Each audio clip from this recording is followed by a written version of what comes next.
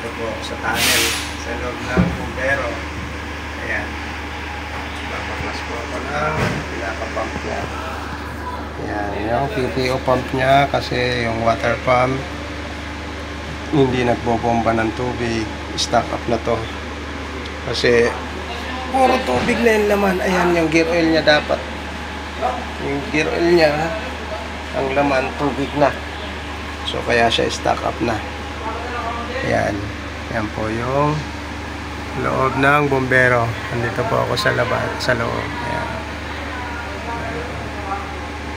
Napaklas po ako niyang. Tanggal ko po muna itong propeller. Ayan. Bali, nag-ilaw lang po ako para maliwanag.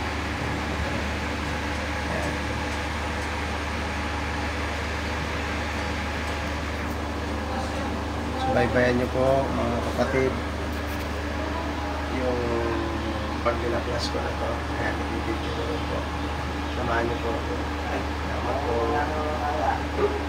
Pag-like and subscribe po mga kapatid. Thank you.